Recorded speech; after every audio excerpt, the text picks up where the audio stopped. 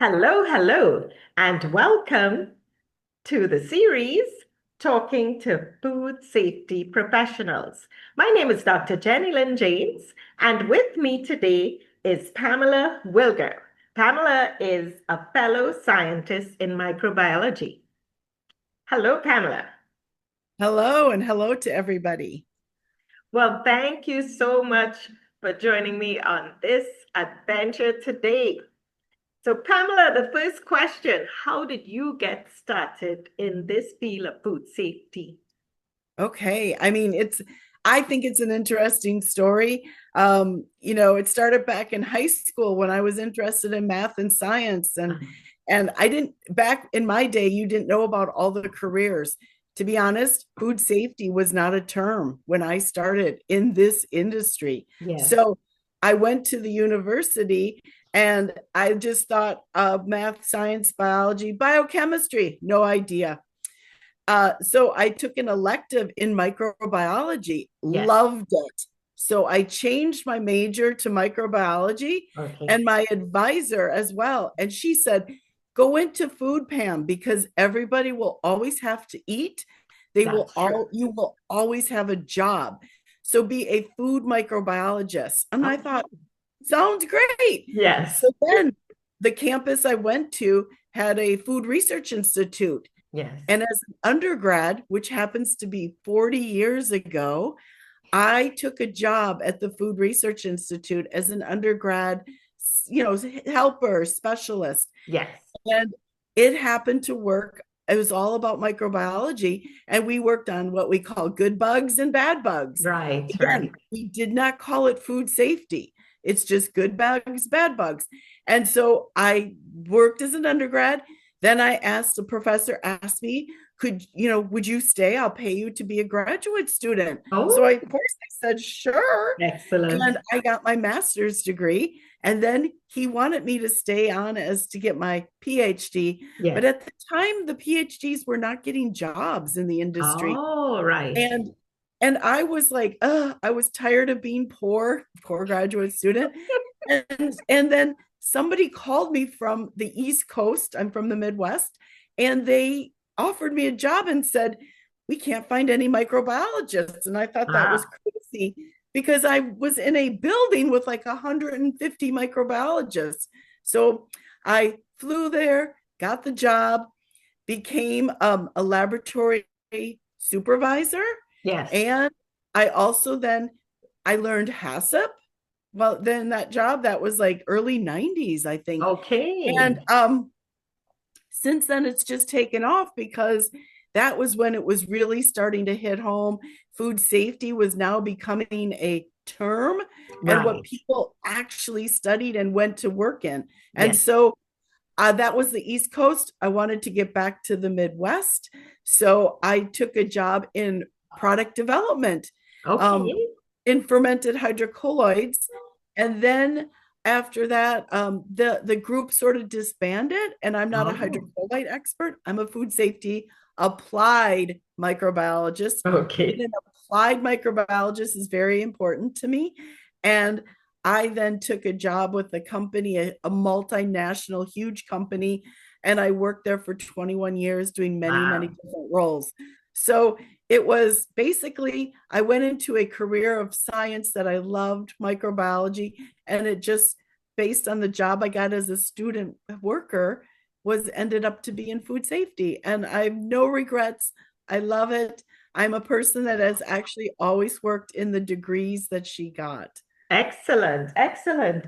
And tell me some of the other roles that you've held over the years Sure. outside of industry. Yeah. And not only I've held lots of different roles within industry Yes, that is not a microbiology degree or a role, let's say. yes, yes. So, for example, I was the trainer of food safety. I went around the globe. I visited more than 60 countries. I have Oh, seen so many different cultures, yes. so many different, manufacturing, because I was literally training our food safety manual. I also Okay. trained internal auditors.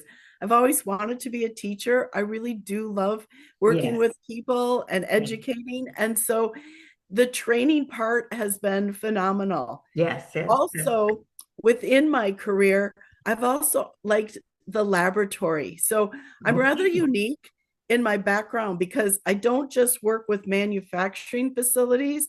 I'm not just a trainer. I also pay attention to laboratories, method development, method Oh, validation. okay, yes. How do we do the testing? So for my job and the roles over the years, I am a true believer that you continue learning every day That's right. I and agree. you build that network because I don't have all the answers, but if I know people that have the answers, then Yes. I know where to get the Yes, you answers. can call on them. Yes, And definitely. it's not internet, it's not AI. It's real people with real Yes, with experiences, experience. Exactly. way more valuable. And so during all this, I was lucky enough to given the opportunity that I grabbed and ran with it to work with external associations. Yes. So the International Association of Food Protection, Mm-hmm. AOAC, I've done Codex, I've done there's Microval, there's With ISO. Codex, tell me what Yeah. were your responsibilities with Codex? I'm the, curious. the the Codex group that I worked in was the one that does focus on like I specifically focused on the HACCP Okay, yeah. revision and updating of recent. Oh, So it's the general hygiene yes. HACCP and the codex. So there Okay, isn't a excellent. codex specifically for microbiology, but Right. this codex group does focus on microbiology and of course food safety items, which I Right, do. right. Excellent. Excellent. Now, what advice would you give to university students and those who are coming out into the world and thinking about food safety as a career? Yeah, so food safety, again, I cannot stress enough, build your network. So if you get any mentoring, where you can be a mentee, Yes. grab those mentors, grab them that are in the industry. If you're interested in staying in academics, of course, you can do a mentor there, but you need to learn and understand how the industry works in order to be a successful researcher and even a successful career in the industry. Like Yes. I said, I'm an applied person. So it is not about being book smart. It's not about theoretical science. Mhm. That all has its place. Yes. I'm not minimizing it. But when you're in the crisis as a manufacturing in the industry, you really need to understand how it works, what do consumers want, Yes. So a lot of everything on that. problem solving skills. Yes, yes. Thinking strategically, they Yes. really like strategic thinkers. You need to understand businesses. You will also have a lot of technical people like myself. They get MBAs because that broadens your understanding of a business and what That's makes it right. successful. Yes.